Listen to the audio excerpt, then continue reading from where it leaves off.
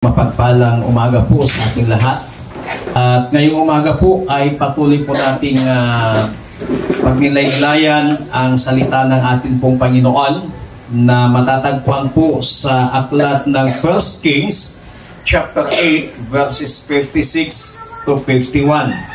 Natalakay na po natin nung nakarang linggo yung ibang puntos patungkol po sa committed life, yung pagtatalaga ng ating buhay sa Panginoon. Unang-una po na atin pong natalakay noong linggo is we must commit ourselves to God.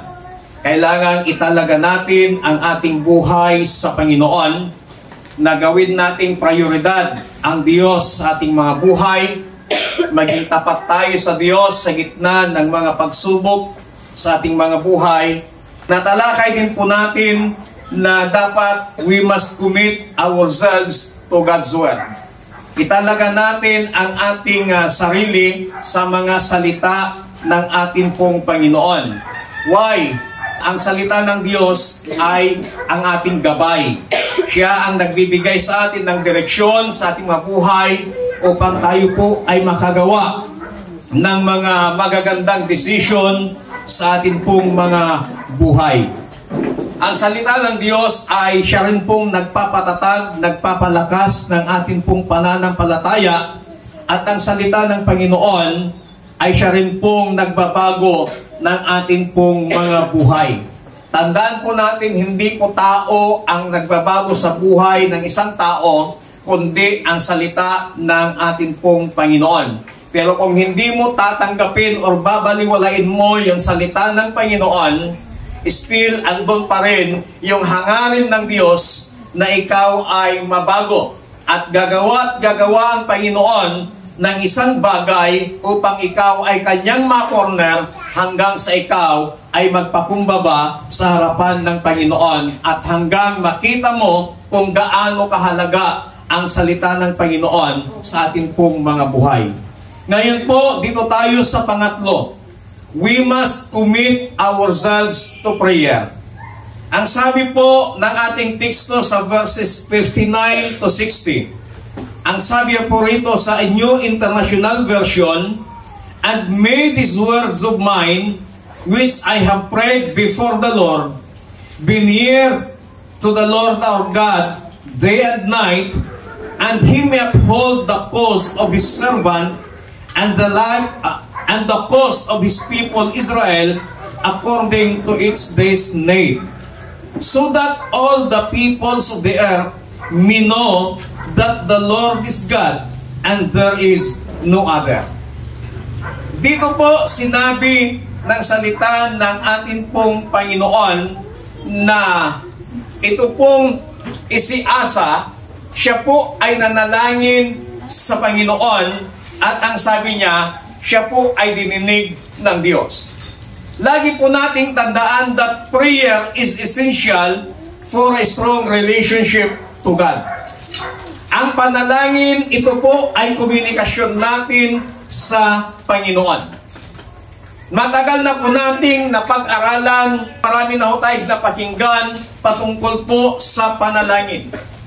But dito po ay patuloy tayong tinuturuan ng salita ng Panginoon, and as a Christian, kinakailangan mag-commit tayo, i-commit natin ang ating sarili o italaga natin ang ating sarili sa pananalangin. Why? Because prayer connects us to God. Ang panalangin ang nagkukonekta sa atin sa Panginoon. Prayer is a direct line to God's presence and wisdom. Wala tayong ibang komunikasyon dito sa ibabaw ng lupa patungo sa Diyos maliban sa pananalangin. Ang tanging komunikasyon lamang po natin sa Diyos upang atin siyang makausap ay sa pamamagitan ng pananalangin. Natapos na pong nagsalita, natapos na pong nangusap ang Panginoon sa atin sa pamamagitan ng kanyang mga salita.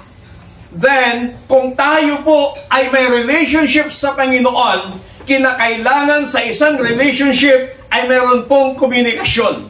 At hindi lamang yung isa lang ang nagsasalita, hindi lamang yung isa lang ang nakikipag-communicate. Natapos na po, ginawa na po ng Panginoon ang lahat. Nauna po siyang nakipag-communicate sa tao sa pamamagitan ng kanyang mga salita. At ngayon ang Diyos ay bumalik sa langit. Nakaupo siya sa kanang trono ng ating Amang nasa langit. At ang kanyang tuntungan ay itong lupa. Ang sinasabi na Isaiah, napakalayo po ang lupa at langit. Ngunit ibinigay ng Diyos ang isang paraan upang tayo ay makapagkonekta sa Kanya sa pamamagitan ng ating pong pananalangin. Kaya nga po, may hamon ang Diyos sa atin nang sabi niya sa Jeremiah 33 verse 3, "Call unto me and I will answer thee." Tumawag kayo sa akin, sabi ng Diyos, at kayo ay aking sasagutin. Maliwanag na ang Panginoon, hinahamon niya ang tao, china-challenge niya ang tao, inanyayahan niya ang tao na tumawag sa Kanya. Papaano tayo tumawag sa Kanya? Sa pamamagitan ng pananalangin. Sa pananalangin po natin, tayo po ay nakikipagkonekta sa Panginoon. Nagkakaroon tayo ng komunikasyon sa Panginoon. Minsan, ang tao nakakalimot tumawag sa Diyos. Pero pagdating ng mga iba't ibang sakuna sa buong mundo, pagdating ng iba't ibang mga dilubyo sa buhay, ang tao maririnig mo, Diyos ko, kasyan na kami kadi, Apo. Makaasi ka kadi kanyami, Apo. Nakakalungkot ng tao sa kalang nila maalala ang Panginoon, sa kalang nila maalalang makipagkonekta sa Panginoon kapag may mga iba't ibang dilubyo na nangyayari sa buong mundo, sa iba't ibang panig ng ating bansa.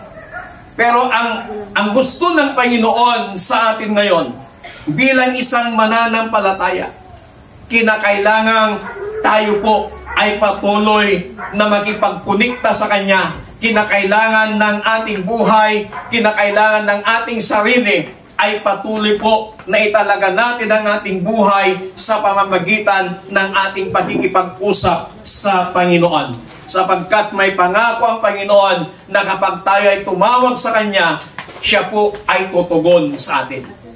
Now, uulitin ko pong muli. Hindi po ako naniniwala sa sinasabi ng mga ibangat na tatlo ang kasagutan ng panalangin. Ang sinasabi nilang tugon daw ng Diyos sa panalangin, oo, hindi, maghintay ka. Pero dito po sa ating binasa, sa Jeremiah 33 verse 3, napakaliwanag nang sinabi niya, kahit basahin nyo sa iba't ibang versyon ng Biblia, iisa lang ang sinabi ng Panginoon. Kapag tumawag tayo sa Kanya, anong sabi ng Diyos? Sasagutin kita.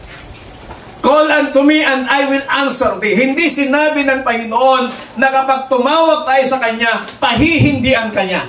Hindi sinabi ng Panginoon na kapag tumawag tayo sa Kanya, paghihintayin Kanya.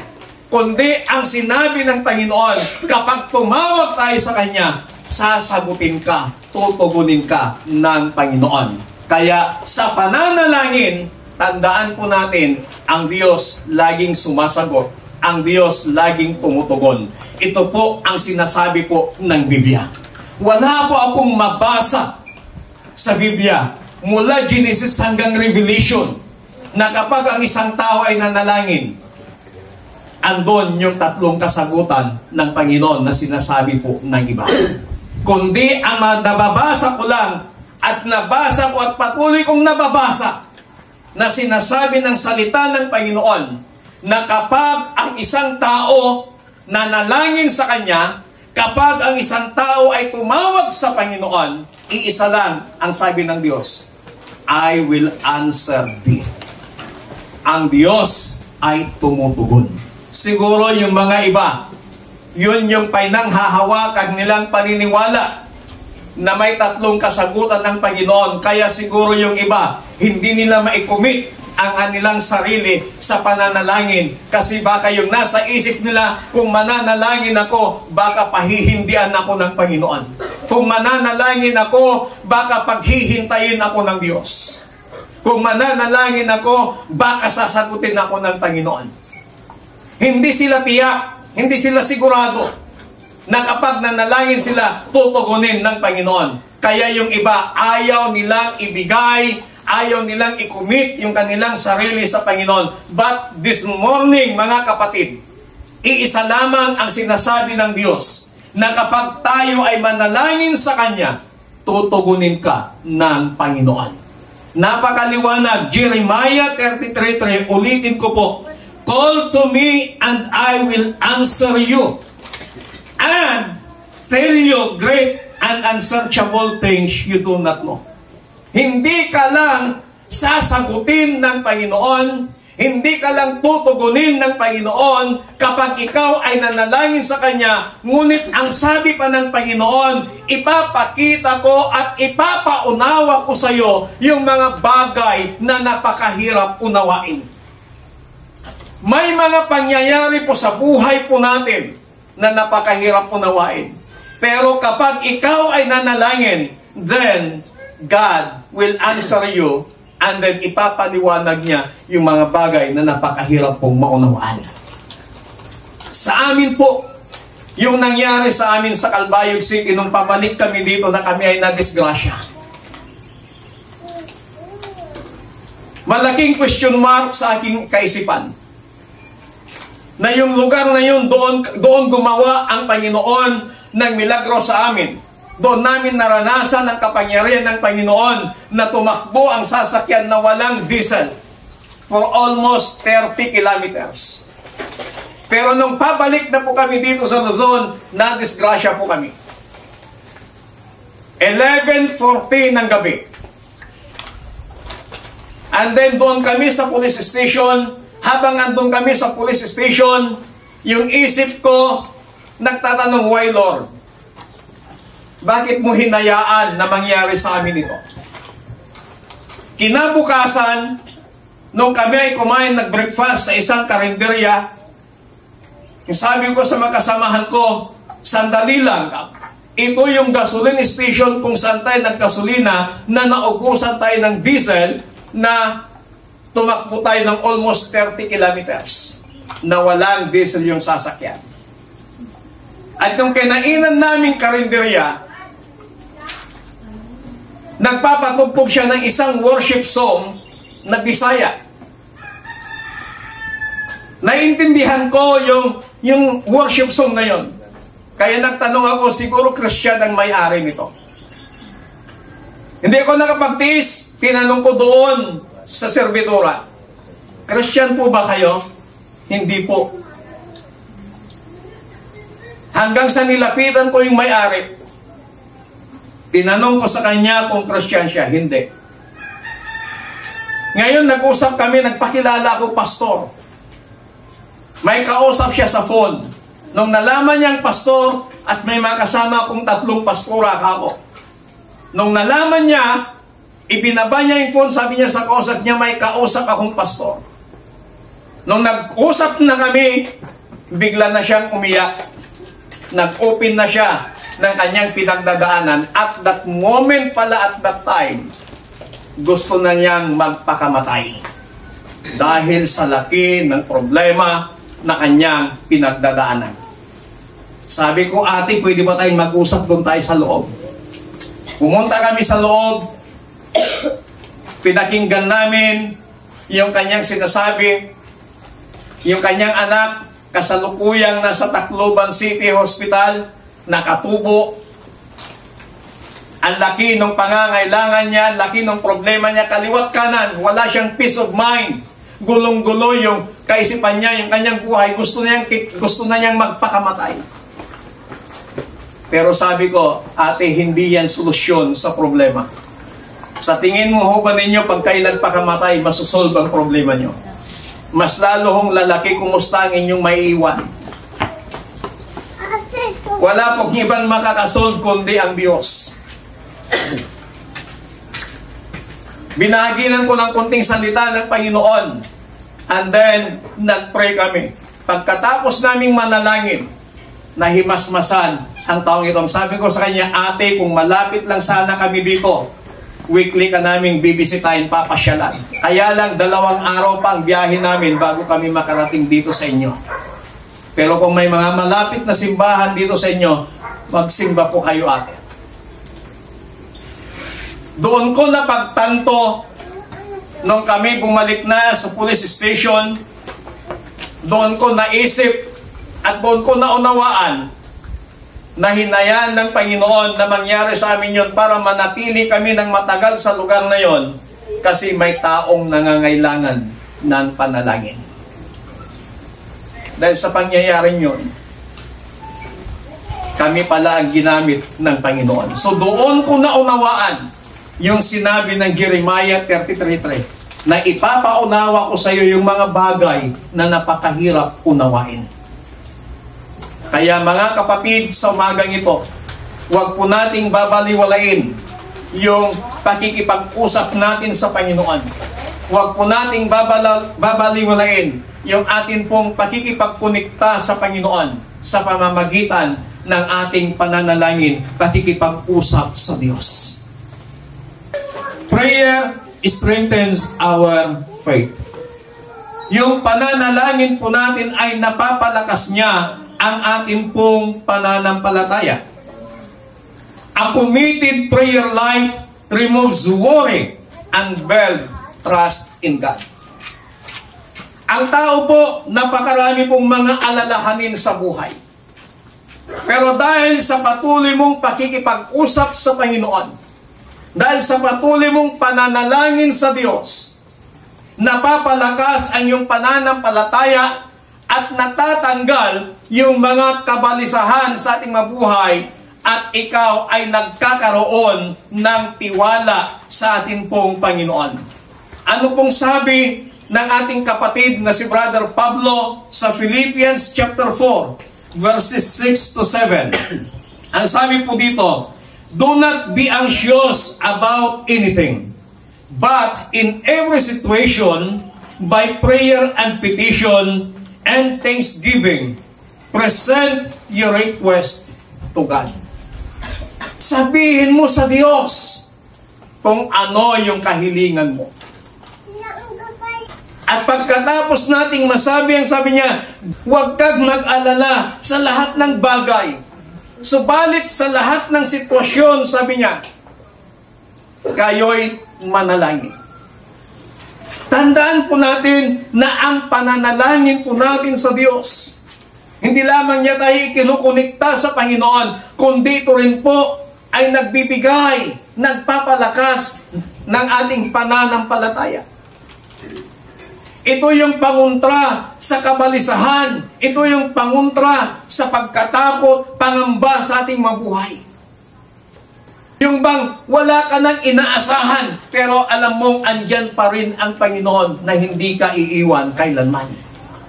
Yun bang walang-wala ka na, pero nararanasan mo pa rin na God will provide all your needs. Kaya yung pananalangin, pinapalakas niya yung ating pananampalataya. Kaya wag po nating baliwalain. Bigyan po natin ng oras. Bigyan po natin ng panahon ang Diyos sa pamamagitan ng ating pakikipag-usap sa Kanya.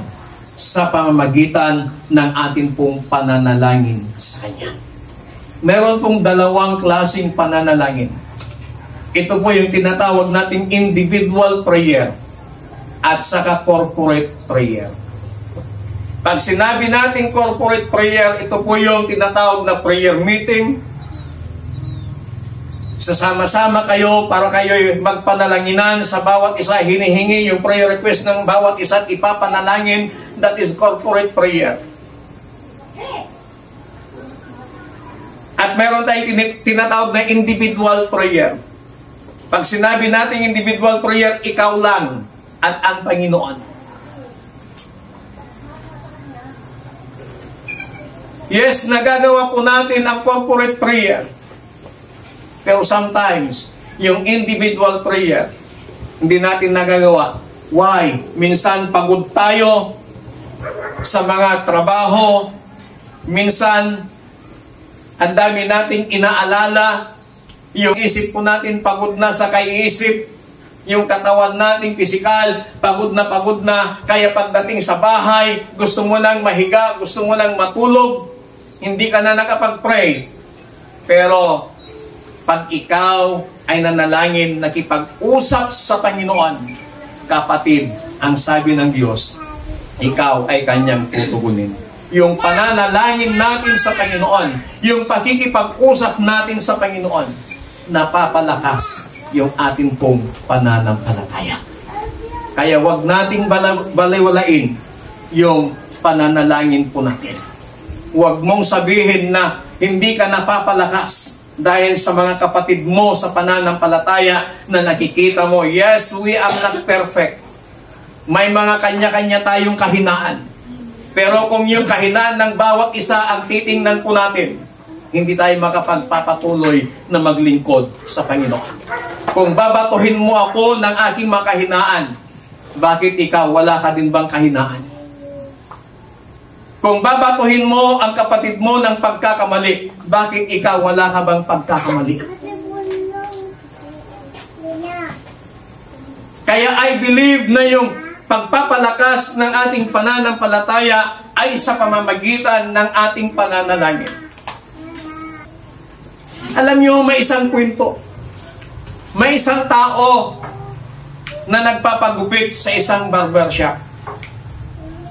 Ito'y lumang kwento, pero may lesson tayong makukuha dito. Ang sabi ng barbero, alam mo sir, sabi niya doon sa ginugupitan niya, hindi ako naniniwala na may Diyos. Sabi ng ginugupitan, bakit mo naman nasabi yon? Sabi ng barbero, kasi kung may Diyos, sana wala ng taong may mga problema. Sana wala ng taong nagkakahirap-hirap. Sana wala ng taong sira ang buhay. Sana wala ng taong nagkagulo-gulo. Sana wala ng away-away. Ang sabi ng ginugupitan niya, alam mo, sabi niya doon sa barbero, hindi ako naniniwala sa barbero. Sabi ng barbero, bakit mo naman nasabi? Nagpapagupit ka sa akin. Sabi ng tao, tumingin ka sa labas. Ang daming mga tao na mga lalaki ang haba ng kanilang mga buhok. Ang sabi ng barbero, paano ko sila magugupitan kung hindi sila lalapit sa akin na magpagupit? Ang sabi ng tao, exactly. Ganyan din ang Diyos. Papaano kanya tutulungan kung hindi ka lalapit sa Kanya? Papaano kanya tutugunin? Papaano kanya sasagutin kung hindi ka tatawag sa Kanya? Ang Panginoon, naghihintay lamang ng ating pagtawag sa Kanya. At kapag tumawag tayo sa Kanya, ikaw ay palalakasin ng ating Panginoon. May mga pagkakataon na talagang hindi mo na kaya. Physically drained ka na pagod ka na, spiritually drained ka na, emotionally drained ka na. Wala ka nang ibang malapitan. Kapag ikaw ay nanalangin, nakipag-usap sa Panginoon, ibinigay mo lahat ng Diyos sa Diyos. At that moment, palalakasin ka ng Panginoon. Kaya mga kapatid, bigyan po natin ng oras, bigyan po natin ng panahon, yung pakikipag-usap natin sa Panginoon. Pangatlo, prayer brings power and transformation. Sa pamamagitan ng ating pananalangin sa Panginoon, nagkakaroon ng transformation. Nagkakaroon ng pagbabago. Ito ang lagi kong naririnig. Ipag-pray natin sila.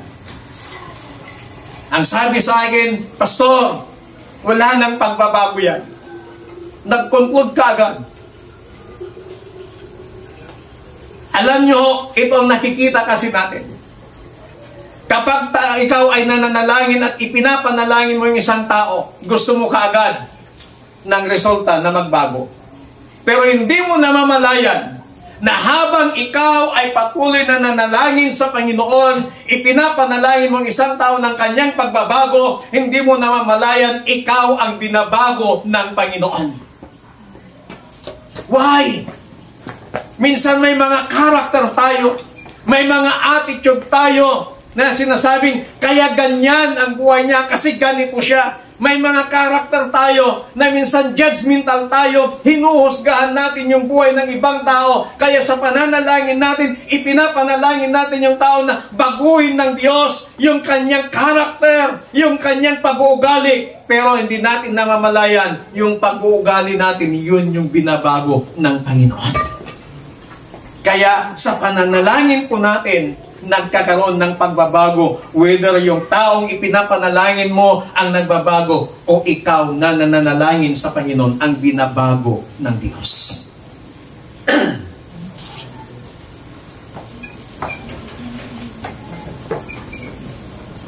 Kaya lagi kong sinasabi na we cannot change man. Hindi natin kayang baguhin ang attitude, ang karakter ng isang tao. Only God can do that. Kaya kapag ipinag-pray mo sa Panginoon, huwag kang mag-conclude na wala nang pagbabago yan. Huwag kang magsawang manalangin kasi ikaw ang babaguhin muna ng Panginoon. Baka may mga karakter ka, may mga attitude ka, na nakikita mo doon sa attitude ng isang tao na magkapareho pala kayo ng attitude. Ang hindi lang na, ang mahirap lang kasi ay hindi tayo marunong umamin. Pero habang tayo nanalangin, yun ang nakikita ng Diyos. Ikaw muna ang kanyang binabago.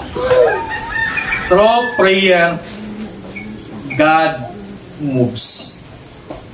Sa pamamagitan ng ating pananalangin, kumikilos ang Panginoon. Sabi po sa James chapter 5 verse 16, the prayer of a righteous person is powerful and effective. Yung panalangin ng isang matuwid na tao ay makapangyarihan at epektibo. Ang ibig sabihin, kapag ikaw ay patuloy na nakikipag-usap, na nanalangin sa Panginoon, ang Diyos kumikilos. Kasi ang sabi niya, call unto me and I will answer thee. Yung pagtugon ng Panginoon sa panalangin mo, merong ginagawa ang Diyos sa buhay mo at maging sa taong ipinapanalangin mo. Kaya we must commit ourselves to prayer. Napakahalaga po yun na italaga natin ang ating mga sarili sa pamamagitan ng pananalangin. Na kahit anong pagod po natin, bigyan mo ng oras, bigyan mo ng minuto, bigyan mo ng segundo ang Panginoon. Nakausapin siya, pasalamatan siya sa maghapong yan, pasalamatan siya sa mga ginawa niya sa iyo sa buhay mo sa loob ng isang araw na yan. Paggising mo, pasalamatan mo ang Panginoon. Kausapin mo siya, pasalamatan mo dahil nagising ka. Marami hong natutulog, hindi na po nagigising. Pero ikaw, nagising ka. At ipagkatiwala mo sa Panginoon ang araw na yan upang maging fruitful at upang ikaw ay gabayan ng ating Panginoon. Kung tayo po ay mahilig sa tinatawag na magpa-register ng unli call, unli text, unli internet, unli data, para tuloy-tuloy yung communication natin sa ating mga kaibigan, sa ating mamahal sa buhay, sana po patuloy din tayo magpa-register sa Panginoon ng ating pakikipagkonekta sa Kanya sa pamamagitan ng ating pakikipag-usap sa Kanya o pananalangin sa Kanya. Huwag nating sabihin, hindi tayo marunong manalangin. Tandaan po natin ang banal na Espiritu ng Panginoon na nilagay niya sa atin bilang tatak na tayo ay pag-aari ng Diyos. Siya ang tumutulong para ikaw at ako ay maturuan na makipag-usap sa Panginoon. Tayo pong lahat ay tumayo. Muli nga nating awitin yung awit na dakila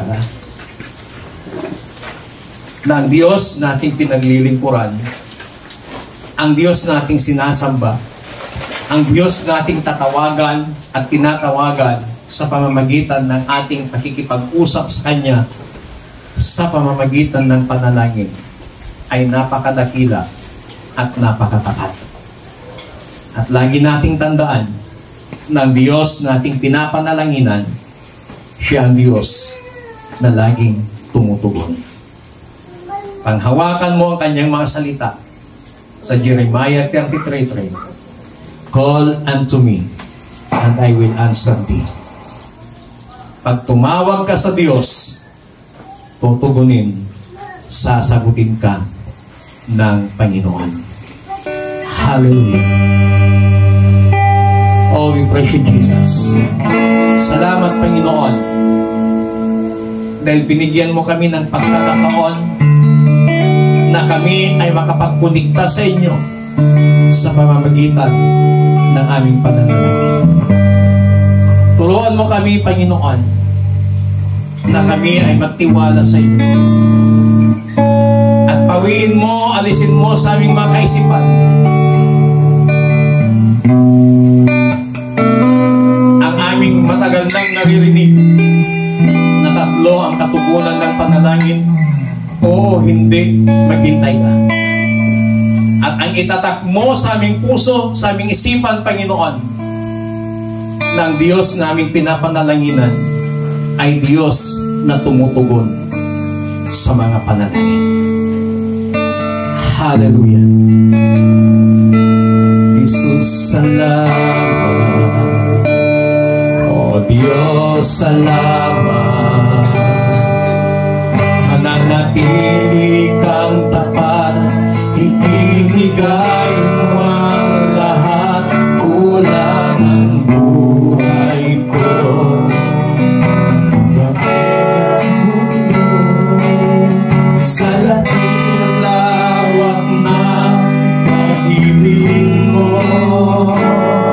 Dakila ka, dakila ka, dakila pag-ibig mo. Dakila ka, dakila ka, dakila pag-ibig mo. Oh, Jesus.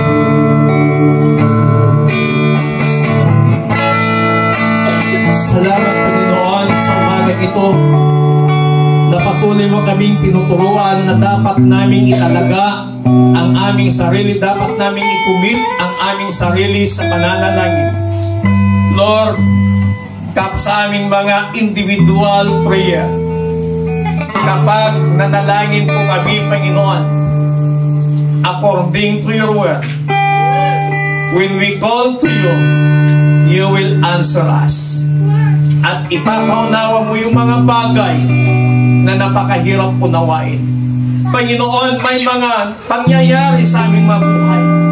May mga sitwasyon sa aming mga buhay na minsan napakahirap namin unawain. Subalit sa umagang ito, dakilang Diyos, na sa tuwing mananalangin ng bawat isa, hindi mo lamang kami tutugunin, kundi ipapaunawa mo pa yung mga bagay na napakahirap unawain sa amin. Panginoon, patuloy mong patatagin ng pananampalataya ng bawat isa. At patuloy mo kaming turuan, banal na Espiritu, na mapahalagahan mabigyan ng kahalagahan, mabigyan ng pagkakataon, mabigyan ng panahon, mabigyan namin ng importansya ang pakikipag-usap namin sa Panginoon sa pamamagitan ng aming mga pananalangin. Lord, help us to commit ourselves to prayer. Salamat ng Panginoon. Salamat ng maraming Panginoon.